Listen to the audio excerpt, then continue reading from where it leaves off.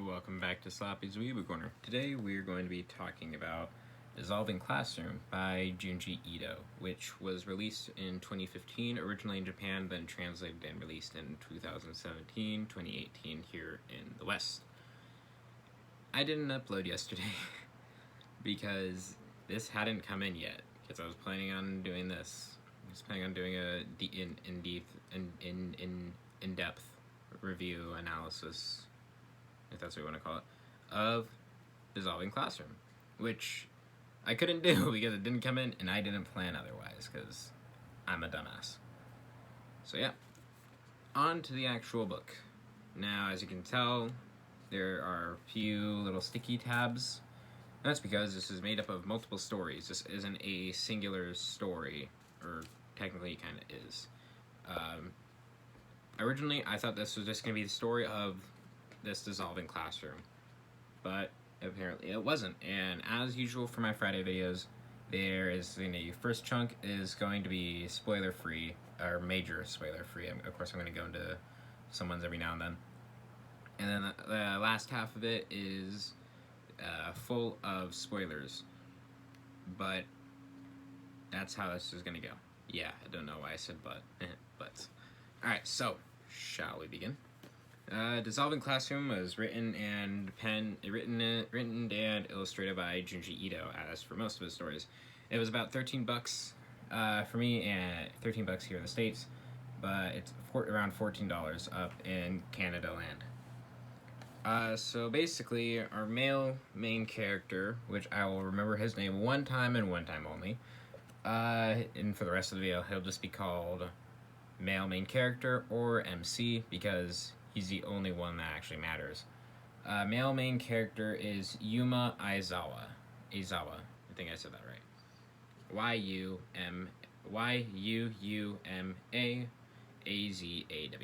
Yuma Aizawa. That's what we're going with. And this lovely lady, her name is Chizumi Aizawa. I had to remember how to say that. But she has her own little story in the middle here. But let's get on to the first tiny story, called, well, Dissolving Classroom. And for some reason in my notes I wrote it as Dissolving School because I'm a dumbass. But yeah, so essentially this is our female main character for the story, Chumi Aizawa, and then the main dude. I forgot his name already. Kill me. So essentially this dude is entering a new school. He's the new kid on the block. I fucking hate that joke. And the first thing he does is say his name, and then immediately he begins to apologize. And that's essentially what he does. He just frantically apologizes to people. He apologizes to people that are walking past him. He apologizes to people that bump into him. He apologizes for everything, essentially. It's basically, I'm sorry, I'm so sorry, everything is my fault. He constantly repeats that over and over and over and over again. And the light is too intense. That works better. I don't know why I didn't fix that earlier. And eventually he starts getting bullied for it, as per usual. Now, the main three dudes that mess with him are they're just called Mita and his crew. That's what they're known as for a while. And eventually, they die. I won't say how, but that's it. That's all I can really say. That's why this is going to be kind of difficult. So, but of course, in the description, I will include time codes for every single spoiler, no spoiler, spoiler, no spoiler. So yeah, onto the spoilers for Dissolving Classroom. Actually, no, I won't do that. I'll go story, story, story, story, and then I'll get into spoilers later. Yeah. So now I know how I'm going to do this. I should have figured this out earlier, but I didn't because I'm a friggin' idiot. Dissolving Beauty is probably one of my, I guess, disappointing, not really, compared to everything else, it's probably the most disappointing. Well, it's still cool, and I do love the art in it. The art is fucking phenomenal, as per usual. Ito fucking killed it. And essentially in this one, it starts out with a new female main character meeting up with her friend, who looks like she had an allergic reaction. I mean, that's a puffy face if I've ever seen one. Goddamn. Who is eventually turned from this, I hate the glare, and basically got into contact with bees. And essentially, he will compliment her appearance over and over and over again with like the normal standard beautiful compliments, like you're the most beautiful person, your beauty is unmatched, yada yada yada. It's essentially that over and over and over again. And after a while, he starts flirting with the female main character of this story, whose name I can't bother to remember. He will flirt with her, and now Yuma. Oh, I remembered his name. Yay! Yuma dumps the female main character's friend for the female main character of the story, and they start dating. And of course, Yuma's friend, not Yuma's, female main characters is incredibly upset and apparently disappears, and there are rumors that she had killed herself. And stuff happens. That was the end of the lack of spoiler area of Dissolving Beauty. Up to next is Dissolving Apartment, which for some reason has the most notes, I guess. Ironically, it has the most notes, but it's the smallest story. Essentially the little sister, Chizumi Aizawa, has her little bits in every story, but they have to do with spoilers, so I won't get into them. She essentially just provides exposition. That's what she's been doing. Now, here in Dissolving Apartment, Chizumi and Yuma Aizawa move into this new apartment with their parents.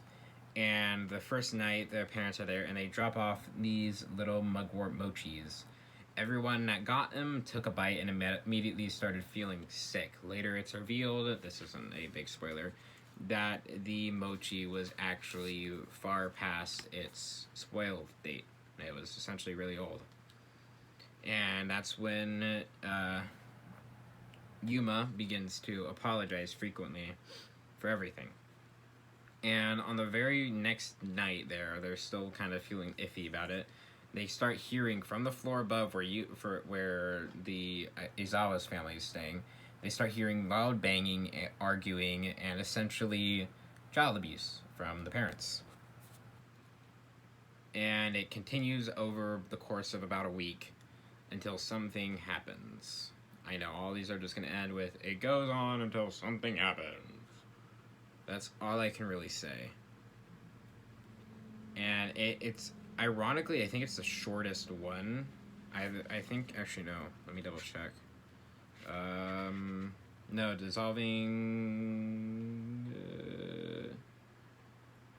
Dissolving Beauty is actually the shortest. My bad, that was stupid of me. Dissolving Beauty is the shortest. And, yeah, now let's continue. I think I should rank each one of these. Whatever, we'll do it later. Next one is Chizumi and Love. Aside from providing exposition in this story, Chizumi actually has purpose. I know, it sounds kind of rude. So basically, this is after the Aizawas have moved again. They essentially have been moving a lot because of things that happen. The Aizawa family has moved again, and they've been staying there for a little while. But this one takes place a little bit after some of the others, after the other two. And so the rumors are going around. There's some rumors going around that, hey, something's happening with these folks. They're kind of fucked up. He just constantly apologizes, and there's like a really weird gremlin girl that goes around near him, which is his sister, as you can tell by the cover. And at this point, this boy, I don't even remember if he has a name. Oh yeah, Tomohito. I'm probably gonna forget that. Tomohito is our main character. This kid, this dude. He's essentially our main character for this story. And on his walk home from school, he has heard about the rumors of the weird gremlin girl, and eventually runs into her before he runs into Yuma. And weird gremlin girl licks his face. I'm not even lying. And because of this, the fucking glare is really pissing me off. Yeah. And because of this singular phase lick, she falls in love with him. I know, it's really fucking weird. She becomes a... I don't want to say that word. That's weird. she falls in love with him, and stuff happens. Time for spoilers. I can't get into the final story, because it's literally all it has to do with spoilers. So we're gonna go into spoiler territory now. I will give you my rankings right immediately. For Dissolving Classroom, the first one, I really liked the art. It was very, very well done, as always. The story was kind of nice on how it's our introduction to the main characters. It was all done fairly cool. I like it. I'll give it a... I can only really rank it as a complete package, but for each mini story, I'll rank it on the scale of the others. I'll give it a 8 out of 10. For just considering... Actually, no, we'll do... Since it's just 5 stories, I'll rank it out of 5. So, out of 5, I give this one 4. 4 out of 5. For Dissolving Beauty, it was really, really short, which I'm fine with. I think that his short stories are actually really good. But this one wasn't as good, sadly. I still liked the art. The last page was fucking crazy. I loved it. And for that alone, I'll give it 3. So it's like the most middle of the road. Dissolving Apartment, I'll give the top spot. Not because it's the longest. Actually, I think Dissolving School is the longest. I think. No, actually, the 5th story is the longest. Whatever. 5th story is actually the longest, but I will give Dissolving Apartment the... Nah, I won't give it the number of the spot. I'll give it... I'll be a cheat and just give the last story the number 1 spot. So from top 5, 5 being the worst of the 5, given 1 being the best, of course. I probably have forgotten the order. So it's just going to go Dissolving Beauty, Dissolving Classroom, Chizumi in Love, Dissolving Apartment, and then the final one, which I won't say the name because that alone is a spoiler, but I will after. I'm so fucking stupid. Yeah. So if you don't want spoilers for the Dissolving Classroom stories, stop here, because from now on there are going to be major spoilers for the stories included in this book, which I am very glad that I can finally talk about. Alright, you got 5 seconds. 5, 4, 3, 2, 1. I'm tired of waiting. Alright, so Dissolving Classroom, yeah, for some reason I wrote it down as Dissolving School, which I already said. So every single time Yuma apologizes, he essentially starts to melt the people's brains.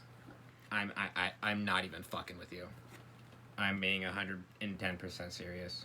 Every single time he says sorry, he starts melting people's brains. There's literally an image that kind of portrays the thing going on.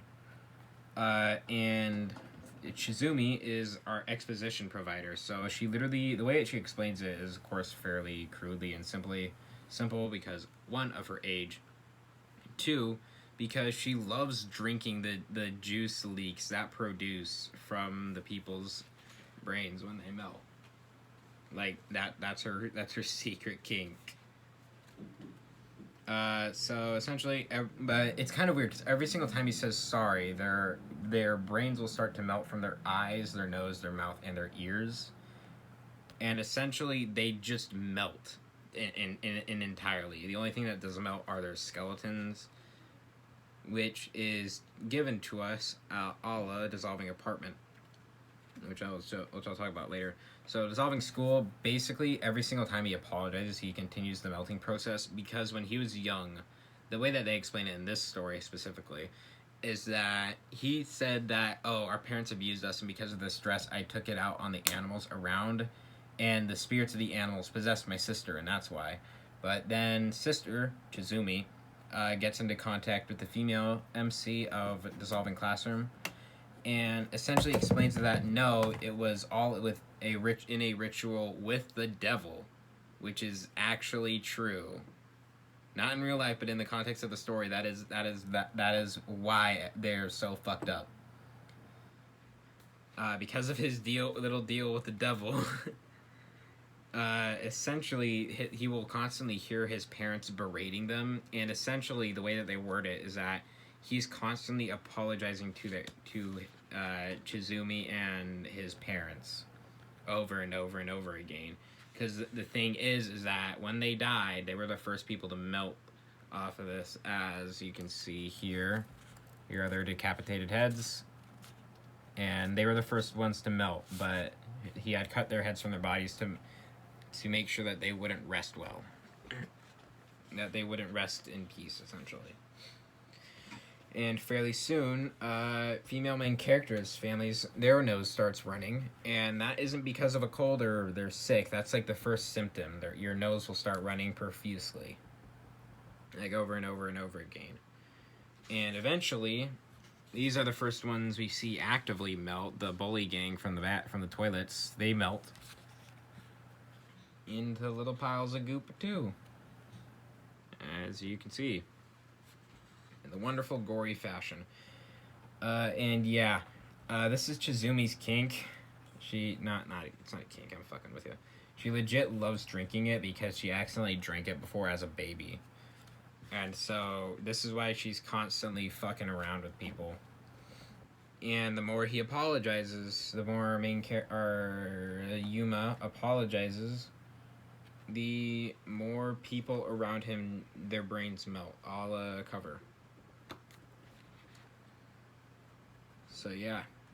And there's only one survivor, and she comes into play later. I forgot her name. I probably won't remember her name. But yeah, Dissolving Beauty. Every single time that he compliments someone's beauty, they get uglier. It's like a flip switch. I don't know why. But yeah, so his current girlfriend at the beginning of the story, who's the female lead in Dissolving Beauty, I know, it's very fucking weird. Her friend, she looks like she had an allergic reaction and some really crap acne.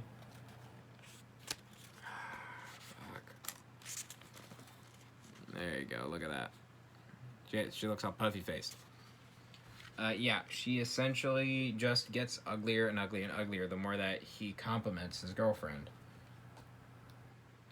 And eventually, Yuma begins to flirt with female main character number 2 for Dissolving Beauty.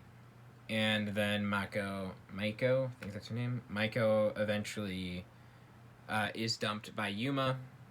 Yuma goes out with female main character number 2, and Maiko ends up disappearing from the story altogether, and they say that she killed herself. So yeah. Later within the story, about a week or so later, female main character number 2 starts getting uglier. She gets that puffy face and starts getting acne. Her eyes start sinking in. All of the great art by Ito. See that? Look at that. And then eventually, her parents see her after they've been dating for so long, to the point where they believe that she has an illness. Like, look at that thing. Fuck, that's not good. And then once female main character runs into the sister, that's when she explains the whole thing. Like, yeah, he made a deal with the devil, and whoever he compliments, they get uglier. Whoever he apologizes to, they melt, essentially. And it's super crazy that the main character number 2 will bumps into Yuma again, and Yuma compliments her eternal beauty. So he's intentionally complimenting Satan, as you can see. Her face continues it essentially worded that her face melts, but she just gets uglier, but it's obvious that she's fucking melting by, that's like the way you can word it. And the last page, she's literally walking through a city, because they move, Yuma and his sister again move, and this is the end result of their relationship. Fuck. Those are her eyes, dudes. It's fucking disgusting. I love it. On to Dissolving Apartment. I know, these are dropping like flies. Dissolving Apartment begins, as I said. The Zawas move into the upstairs apartment. First night, they're given, all the neighbors are given some mochi that is apparently very spoiled. And the very first night that after they are given the mochi, all the people are feeling really sick, and then they start hearing this intense child abuse going on. But the thing is that the parents have been dead for a long time. It's literally their reanimated corpses. I know, sounds fucking weird. Yuma will constantly drag him back from hell wherever they've moved to, because his sister explains that it's because he's a masochist, and so we have no choice because we're given no other info aside from the believer on that, and we're shocked with the mother's dead head, and I love that. I don't know why. I'm fucking weird, I know. And the only one that is truly visibly abused is Yuma, because Chizumi actually has been faking her abuse by wearing a bunch of band-aids. But she's never actually hit. It's only Yuma that actually gets beaten. And the abuse will just continue over and over and over again until, because of course Yuma will apologize constantly, until it's in time for the parents to die again. They start melting. And ironically, while they're melting, the male neighbor that's next to them legit blames Yuma for everything and starts beating on him too. It's like a whole three-way down. Boom, boom, boom. Like, God, fuck. Everyone's beating on Yuma now.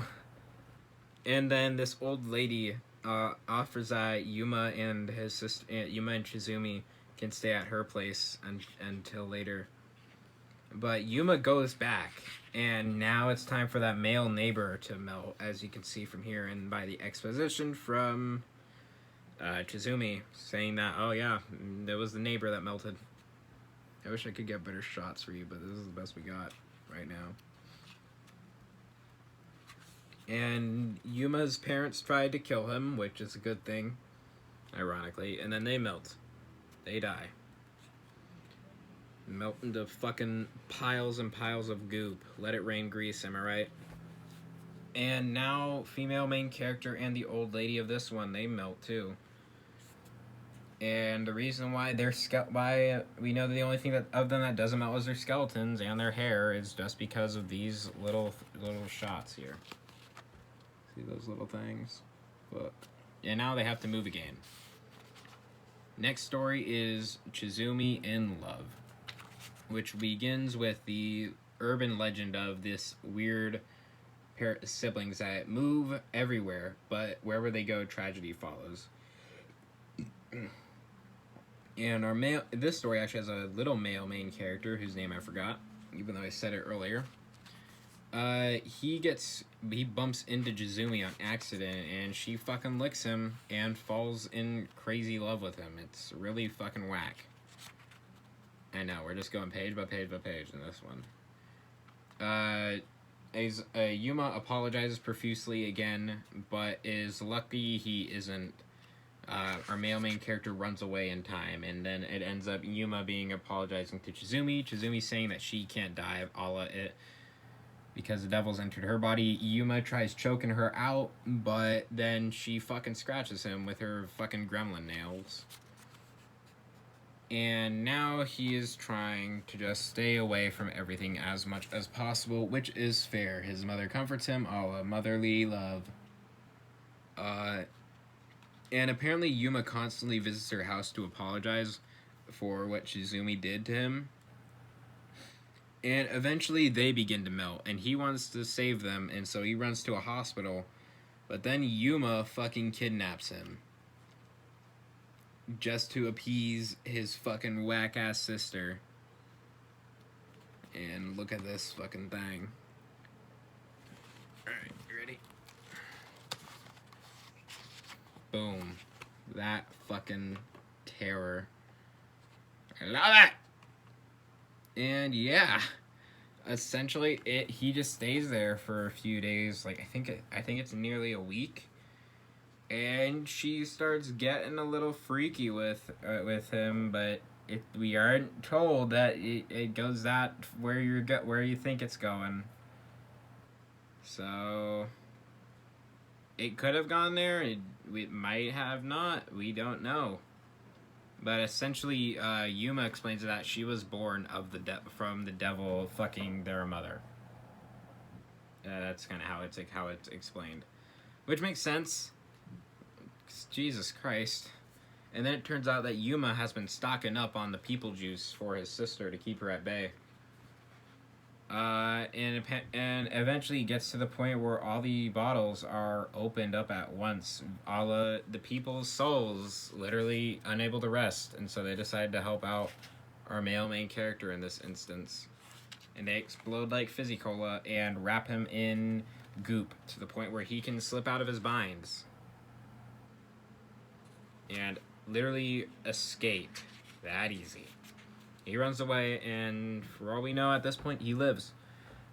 And now, Interview with the Devil, the final main story in this. This is going to be a fucking long-ass video, about 23 minutes. No, it's 26 now, fuck. Essentially, the survivor from dissolving Classroom is with a news reporter for the majority of this. And this news reporter is getting interviews with Yuma, little short ones, and it's basically providing exposition for what happened. So that's what Chizumi's giving our news reporter, but the news reporter doesn't believe it because it sounds way too outlandish. And every time Yuma and Chizumi move, the survivor literally points out that, oh, this is where they are. They on a map, she'll point to it. It's like, all right, point to where they are. There, boom, and then they go, and that's where they are. Yuma goes to apologize to her, and she fucking gets the fuck out of there. She wants out. And so, after more exposition given by Chizumi, they leave. And at this point, I think that the reporter does come into contact with the empty bottles of goop that they tried dumping out. And the parents' heads gets buried, and they cuss out. Not really cuss, but they berate Yuma again after they're buried, and their skulls literally like spontaneously combust. Like, fuck.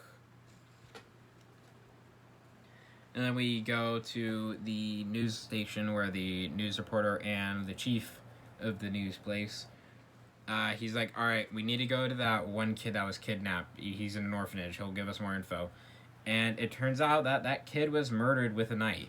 The only thing that Yuma had brought with him and Chizumi, so the only way we can assume that he died was Yuma sneaking in and murdering him. And the next thing is that they ask the survivor where Yuma is. She points out. They essentially get out in a newspaper that Yuma and the girl were responsible, essentially, with uncensored images, and that garnered the news company's criticism. And they call for a press conference of a live apology being broadcasted from Yuma. And as per usual, he just apologizes over and over and over and over and over again, causing everybody to fucking melt. Yeah, that's where we're going with this. Fuck. Oh yeah, and during this, I believe it was during when he found him the third time at the campsite, which I didn't go into because it doesn't fucking matter. He finds him, says that they're gonna be in the news, and then he leaves. I believe that's when he gets taken over by the devil, or maybe that's when the survivor, that's when she gained spectral powers to point out where they went. The news people, they melt and die. The survivor dies once again. Everyone at the press conference dies. And I'll reread the final page for you. Because essentially, all the goop from everybody else kind of drowns. Not really drowns, because they don't die. Spoiler alert, not really, because I said that earlier. They basically just cover Yuma and Chizumi in their goop, wanting to be brought back to their bodies, which is fair, because you got killed unjustly for no reason. And now to reread the final page of Interview with the Devil, which is the final story, fifth and final story in the Dissolving Classroom Tale of Connection book universe. That horrible spectacle that transpired at the press conference was spread all over the world by the media. And as for what happened to the people who watched it and where the Aizawa siblings are now, well, that'll be left to your imagination. The end. Ba-ba-ba-bum. Yeah.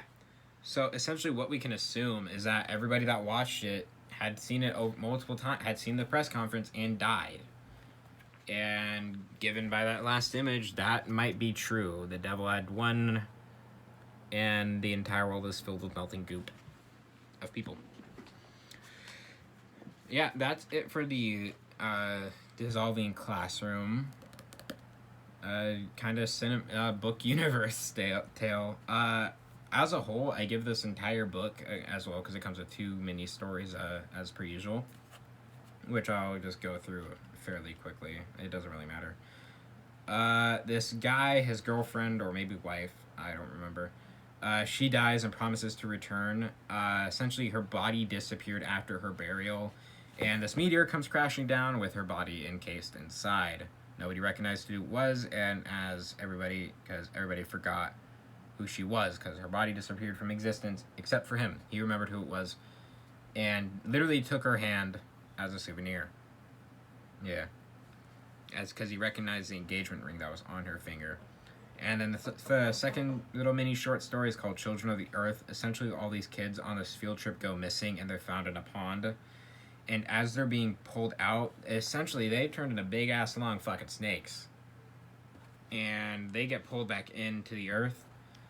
And the way that the ending is worded is that the deep holes went deep. The holes went deep into the earth. The children were never found again. Human beings were born from the earth. The children simply returned there. A scholar who posted those words on the internet came under heavy fire. And that's it. We're given no other context, which is fine, because they weren't meant as little mini trailers for other books. There really isn't a need for those stories. It's literally just a little bit of creep factor if you wanted to read those instead of the main book, which is cool. Yeah, including the 2 mini short stories, which I don't need to rank because they're like 5 pages maybe. Yeah, Dissolving Classroom. I won't compare it to other Junji Ito works, but I'll just give a regular rating as to how good it was. I found myself entertained by it because I love horror, I love gore shit. So I'm gonna give this a 7, because it was fairly short. As you can tell, it was like, what, maybe 200 pages? Yeah, not even, about 177 pages. Yeah, it was fairly short. I wish it was longer. I would have had a lot more enjoyment from it, because I love reading horror stuff. I love Junji Ito, the stuff he does. But yeah, I give it a 7 out of 10, because the back of it is very, very fun. I don't know why. Because all that's written on the back is just "Forgive me," along with a little mini synopsis, which I guess I can read. A pair of twisted siblings, Yuma, a young man obsessed with the devil, and Chizumi, the worst little sister in recorded history, cause all sorts of tragic and terrifying things to happen wherever they go. These scary stories will shock you with a literal interpretation of the ills that plague modern society.